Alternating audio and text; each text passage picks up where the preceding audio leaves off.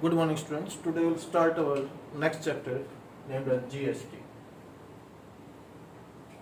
Goods and Service Taxes. ये last year आपके syllabus में इंक्लूड हुआ है. इसमें कोई भी चीज़ जब हम सेल करते हैं, कोई चीज़ बेचते हैं या किसी कस्टमर को डीलर को, तो जो भी खरीदने वाला बंदा है उसे वो टैक्स आपके जिससे आपने खरीदा बायर से उसको देना होता है, और बायर फिर जो है उसको गवर्नमेंट को देता है. ठीक है. बेसिकली जीएसटी तीन तरह के होते हैं.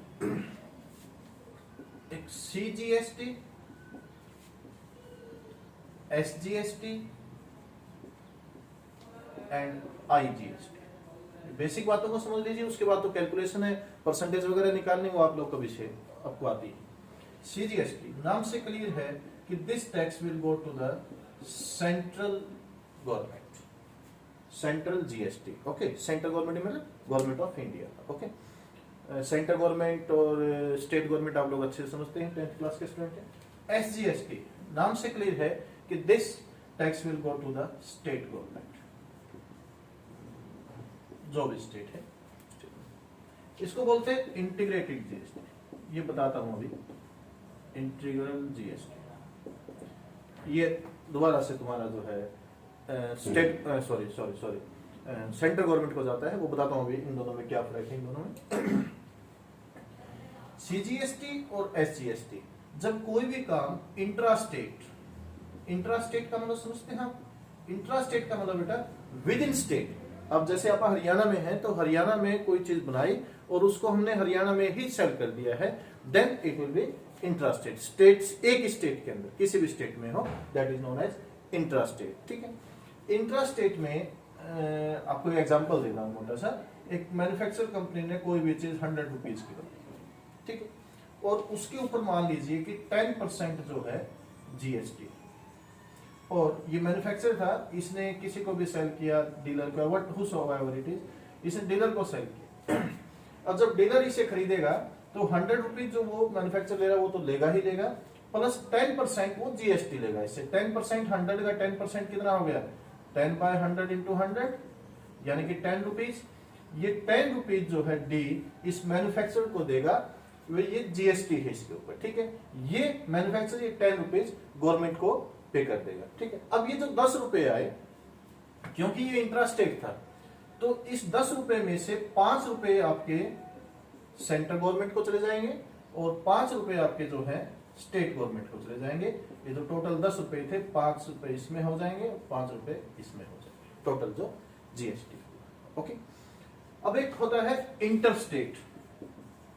इंटरस्टेट का मतलब क्या बेटा, दो अलग अलग स्टेट्स में, उसको अपने हरियाणा में कोई चीज बनाई है और उसको आप पंजाब में बेच रहे हो, यूपी में बेच रहे हो उसको, then it will known as interstate. यहां पर जो टैक्स होगा, सपोज कीजिए मैं यही बात फिर कर रहा हूं, एक मैन्युफैक्चरर ने कोई भी चीज 100 रुपीज की बनाई, ठीक है, और उसने ये चीज सपोज कीजिए अपने हरियाणा में बनाई, और फिर ये इसको सेल कर देता है कहां पर, पंजाब में जाकर सेल कर देता है. जीएसटी का रेट वही मान लीजिए उस गुड्स का 10% है. ठीक है जी. तो भी ये इसको 10% देगा. ठीक है. वही यानी कि 10 रुपए देगा. लेकिन ये 10 के 10 रुपए जो हैं वो डायरेक्ट सेंट्रल गवर्नमेंट को जाएंगे. Central government of India. ठीक है. उसके बाद फिर सेंट्रल गवर्नमेंट डिसाइड करेगा भाई इन 10 रुपए में से कितने इसको देने हैं, कितने इसको देने हैं. वो उनके अलग अलग पॉइंट से, इतना डीपली हम नहीं करेंगे. तो ये डायरेक्ट जो 10 रुपए हैं ये direct goes to central government. Okay. यहां पर गए थे सेंट्रल गवर्नमेंट को, लेकिन यहां पहले ही डिसाइडेड था कि भाई 5 रुपए तुम्हारे हैं, 5 रुपए सेंटर के, 5 रुपए स्टेट गवर्नमेंट के. यहां पहले 10 रुपए सेंट्रल गवर्नमेंट के जाएंगे. सेंट्रल गवर्नमेंट के पास जाने के बाद उनका कोई क्राइटेरिया है, फिर उसके बाद देखा जाएगा कि भाई इसको कितने देने हैं, इसको कितने देने हैं, मतलब उस गवर्नमेंट को, नॉट इन पर्सन को. इन्होंने तो दे दिया टैक्स, भाई हरियाणा गवर्नमेंट को कितने देने हैं, पंजाब गवर्नमेंट को कितने देने हैं, फलां गवर्नमेंट को कितने देने हैं, और ये सारी चीजें फिर सेंट्रल गवर्नमेंट डिसाइड करेगा. तो एक तो क्वेश्चन में आप लोगों ने जरूर पढ़ना है कि वो जो क्वेश्चन है वो इंट्रास्टेट का है या इंटरस्टेट का है. वो लिख भी देगा भाई इस स्टेट से स्टेट में या इंट्रास्टेट, जो भी लैंग्वेज लिखेगा, इससे ज्यादा ऊपर कोई लैंग्वेज नहीं आएगी. इस लैंग्वेज में आपको ये काम करना होगा. इसके बाद जो चीज आती है, एक बात हमें ध्यान रखनी है कि वो इंटरस्टेट है या इंट्रास्टेट है, इन दोनों चीजों का जरूर ध्यान रखना है. हर कोई भी जो आइटम है, चाहे मेरे हाथ में पेन है, बोर्ड है, डस्टर है, आपने जो कपड़े पहने हैं, वट एवर इट इज, हर चीज पर एक फिक्स रेट कर दिया गया है। जीएसटी से पहले जो है वो वैट आता था। वैट आप लोगों ने नहीं पढ़ा होगा, पहले बच्चे पढ़ते थे। वैट आप लोगों ने नाम सुना होगा। वैट है, सेल टैक्स है, एक्साइज टैक्स है, बहुत सारे टैक्स हो जाते थे। तो गवर्नमेंट ने क्या किया, इसको जीएसटी उन सब टैक्स को उठाकर एक टैक्स बना दिया और उस टैक्स का नाम रख दिया है जीएसटी। बेसिकली अगर आप बात करें तो one nation and one tax, इस टाइप से कुछ है। तो ये जीएसटी आपने रखना है। अभी इसके अंदर थोड़ा सा और चलेंगे, उसके बाद एग्जांपल्स, उसके बाद आप स्टार्ट करेंगे। इसके बाद जो चीज आपके पास आती है वो है input GST and output GST. इस बात को भी समझना जरूरी है। इस बात को मैं एक एग्जांपल के थ्रू समझाता हूं। सपोज जैसे अभी मैंने बताया कि एक मैन्युफैक्चरर है और उसने कोई चीज बनाया, आइटम बनाया कोई भी, और 100 रुपीज में वो इसे डीलर को सेल कर रहा है। ठीक है जी। सपोज कीजिए जीएसटी का जो रेट है वो 10% है उस आइटम पर। अलग अलग आइटम्स पर अलग अलग होता है। सपोज कीजिए जो भी आइटम बनाया उस पर 10% उसका टैक्स है। तो डीलर क्या करेगा, डीलर इसको 100 रुपीज तो देगा ही देगा, प्लस में 10 रुपए टैक्स के भी देगा। 10 रुपए टैक्स क्यों? क्योंकि 10% है। 10% निकालोगे तो आपको पता है 100 का 10% 10 ही होता है। तो ये 10 रुपए जो है ये डीलर मैन्युफैक्चरर को दे देगा एज ए जीएसटी। इसको हम बोलेंगे बेटा जी इनपुट, यानी कि ये टैक्स इसने इसको पे कर दिया। ठीक है। मैन्युफैक्चरर क्या करेगा, 10 रुपए गवर्नमेंट को पे कर देगा। ठीक है, यानी कि ये जो भी आइटम थी इसका 10 रुपए का टैक्स जो है वो गवर्नमेंट को चला गया। डीलर ने क्या किया, मैं भी आगे कोई सब डीलर हूं, अदरवाइज मैं डायरेक्टली कस्टमर पर आता हूं। कोई भी बंदा जो खरीदेगा वो टैक्स देगा, पे उसको वो कर देगा और वो फिर गवर्नमेंट को पे कर देगा। ओके। तो डीलर ये तो है नहीं कि वो 100 में लेकर कोई भी चीज 100 में बेचेगा। सपोज कीजिए इसने कोई भी 150 में, मान लो उसको प्राइस बढ़ाकर वो आगे उसको 150 में सेल कर रहा है। कस्टमर को ये बंदा 150 में दे रहा है। अब ये 150 में दे रहा है तो टैक्स तो ये भी देगा। 150 का 10% कितना हो जाएगा? 10% of 150 that's equal to 15 rupees. तो ये कस्टमर इसको 15 रुपए देगा। ये 15 रुपए जो है ये तुम्हारी कहलाएगी आउटपुट जीएसटी। ये इनपुट हो गया, वो आउटपुट हो गया। अब इस बंदे ने क्या, ये टोटल टैक्स, यानी कि मैंने जो गवर्नमेंट के पास टोटल टैक्स कितना गया 15। 10 रुपए वो दिए दे के गया था मैन्युफैक्चरर, 5 रुपए ये देगा। 5 रुपए कैसे देगा बेटा, इसने 10 रुपए इसको दिए थे, 15 एज ए टैक्स की बात कर रहा हूं, प्रॉफिट प्रॉफिट की बात नहीं कर रहा हूं, कोई सेलिंग प्राइस की नहीं, ओनली टैक्स। 10 रुपए टैक्स के क्या नाम था, डीलर ने मैन्युफैक्चरर को दिए हैं, 15 रुपए कस्टमर ने डीलर को दिए हैं भाई एज ए टैक्स। अब ये जो 5 रुपए का गैप आ गया, अब ये डीलर जो है ये 15 रुपए का टैक्स नहीं देगा, क्योंकि 10 रुपए का तो 100 रुपीज का 10 रुपए या 100 रुपीज पर टैक्स तो पहले आ चुका है।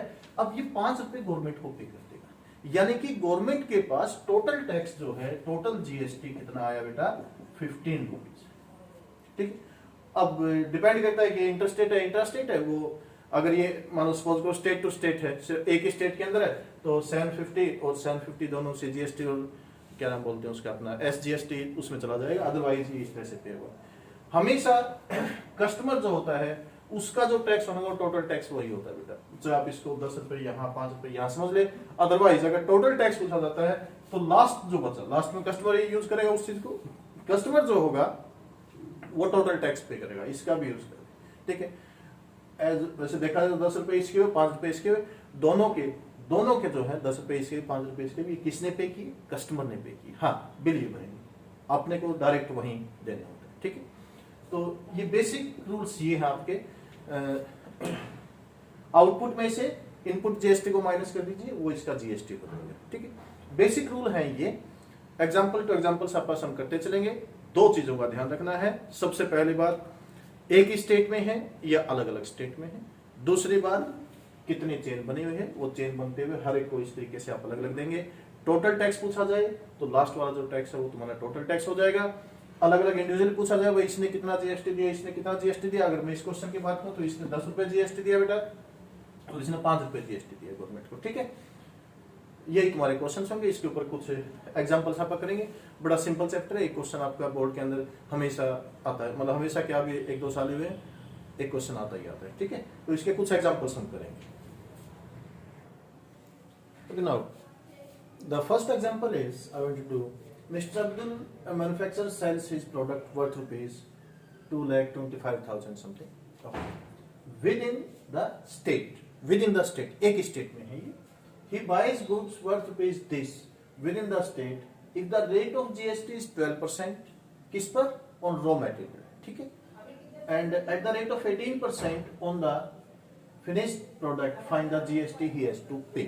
तो यहाँ पर उसने किया क्या बच्चों, इस बात को समझना जरूरी है। सबसे पहले उसने 2,25,000 का उसने खरीदा है, ठीक है। अब ये खरीदा है तो उसके बाद फिर उसने रॉ मटेरियल खरीदा 1,20,000 का, ठीक है, और फिर उसने उसको सेल कर दिया है, मतलब सॉरी सेल नहीं किया, उसने खरीदा भी, तो बताना है कि ये उसको कितना जीएसटी देना पड़ेगा। तो सबसे पहले तो मैं बात करूंगा इनपुट जीएसटी।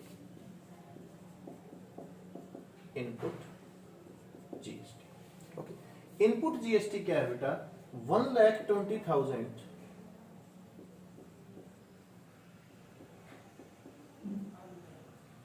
इसका कितना परसेंट था? 12%। तो 12% इसका GST, 12 12 144 and 20। This is your input GST. इसके बाद आउटपुट जीएसटी, क्योंकि ये जीएसटी आपका रॉ मटेरियल्स पर है, और फिर उसने सेल कितने में किया है, that will be your output GST. Output GST का मतलब बेटा 225,000। ओके, आउटपुट जीएसटी का मतलब उसने जितने में सेल कितने में किया बेटा जी उसने, that is the rate of 18%। तो इसका 18% हो जाएगा 18/100, 20 cancel, 18 5 9 9 36 43 4 36। This is your output GST. तो उसने इतना इनपुट लगाया, यानी कि जब उसने रॉ मटेरियल खरीदा उसको तैयार करने के लिए बेटा, जो भी चीज थी वो रॉ मटेरियल था, उसको इतना टैक्स देके आना पड़ा। इतना टैक्स जब उसने सेल किया तो ले लिया, तो उससे रियलिटी में कितना जीएसटी देना होगा? Total GST paid is equal to output GST minus input GST. Output GST is 40500 minus 1400। इसको माइनस कर दीजिए, what will you get? That will be your answer. Okay, I think सारे steps clear हो गए हैं। Okay, the next example is the sale price of a washing machine inclusive, not this point, inclusive of GST, यानी कि GST को include करने के बाद जो उसका रेट है that is 28320। Okay, if the SGST, again ये सिर्फ SGST है, it charge at the rate of 9%। तो SGST का रेट है, rate of SGST is equal to 9%। और आपको बता रखा है जितना स्टेट गवर्नमेंट का रेट होगा उतना ही सेंट्रल गवर्नमेंट का, दोनों को इक्वल जाता है। तो it means final rate of GST क्या हो गया बेटा जी? 18%, ठीक है।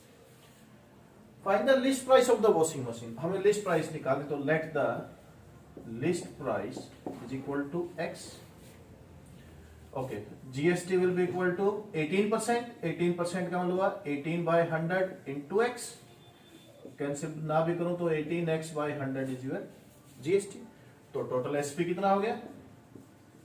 एसपी हो गया कस्टमर को लिस्ट प्राइस वो तो देनी है बेटा, प्लस में टैक्स भी देना होगा 18x/100। It means 118x/100. This is your total SP. And what is given to you? कि SP क्या था? तो इसको इसके इक्वल रख दीजिए, 118x/100 is equal to 28320. Then x will be equal to 28320 into 100/118. Calculate it. ये कैलकुलेशन आप लोगों का काम है। This will be your answer, ठीक है। यहाँ दो चीजें हमने नोट की हैं, क्वेश्चंस को ध्यान से पढ़ना। अगर ये सीजीएसटी की बजाय सिर्फ जीएसटी लिखता तो ये 9% होता बेटा। सीजीएसटी जितना होगा उतना ही क्या बोलते हैं अपने एसजीएसटी जितना होगा उतना ही सीजीएसटी भी होगा, ठीक है। कस्टमर को दोनों मिलाकर पे करने होते हैं। ये आपको स्टार्टिंग में समझाया था वीडियो के। उसके बाद जो दूसरी चीज थी, ये जो रेट दे रखा है, कंफ्यूज मत होना, इंक्लूसिव ऑफ जीएसटी, यानी कि जीएसटी को ऐड करने के बाद। हाँ, अगर ये सीजीएसटी को ऐड करने के बाद लिखता फिर मैं उसको 9% लिखता। ठीक है, तो ये बात का ध्यान रखिएगा। तो ठीक है, okay, the next example is, okay, Anil भाई bicycle costing rupees this. Anil ने एक बाइसिकल जो है इतने की खरीदी। The rate of CGST is 9%। Rate of CGST जो है वो 9% है। तो सबसे पहली बात तो rate of CGST is equal to 9%, therefore GST कितना हो जाएगा 18%। Okay, now